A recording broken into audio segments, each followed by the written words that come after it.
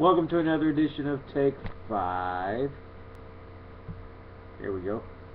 And anyway, glad you're with us. We are in Acts chapter 4. Might not do a whole 5 minutes today. Don't have that long a text.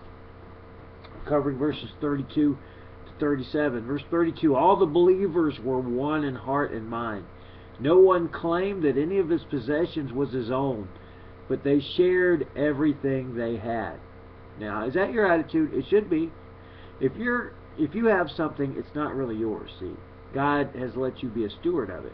But what He wants you to do is to share everything you have. All right. Let me ask you: if you got a car, do you share it? Would you let somebody borrow it? All right. If you have a computer, would you let somebody borrow it? Now, I've got a roommate living with me. He uses my computer all the time. So these would be questions I would ask you. All right. Or are you kind of selfish here? Are you claiming this is your possession? Search your own heart here. Verse 33, with great power the apostles continued to testify to the resurrection of the Lord Jesus, and much grace was upon them all. And we don't ever need to get away from that message. The resurrection of the Lord Jesus is the central message of the gospel. Now, we're celebrating His birth this time of year, but the resurrection, I'm telling you, there were a lot of babies born, and He was born of a virgin, and that's a big deal. But He rose from the dead. That's really the big deal. And so are we going to rise from the dead one day. Verse 34, there were no needy persons among them, for from time to time those who owned lands or houses sold them, brought the money from the sales, and put it at the apostles' feet, and it was distributed to anyone as he had need. Wow, how about that?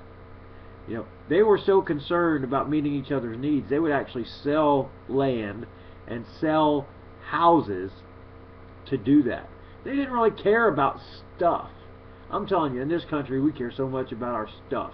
And unfortunately, this time of year that we celebrate one of the physically poorest guys that you would ever imagine, Jesus, who had nothing when He was here, it's all about consumerism, buying stuff and accumulating stuff.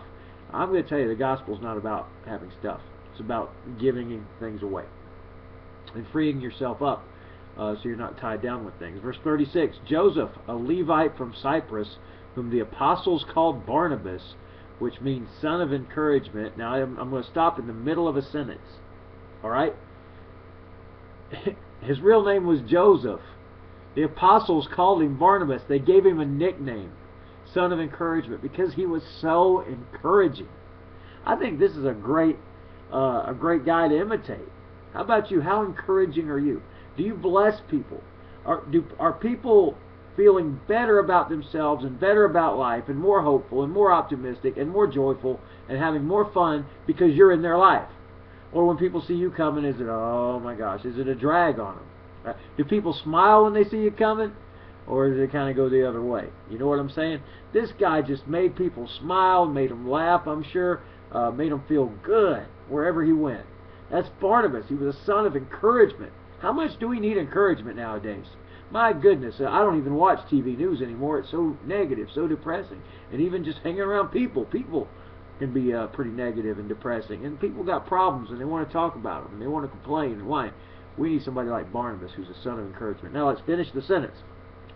Sold a field he owned and brought the money and put it at the apostles' feet. So not only was he an encourager, and I'm sure with words and things like that, he actually practiced it. He encouraged people by giving them money. How about that? You could really encourage somebody. Give them some money. All right. Hey, come back tomorrow for the next edition of Take 5.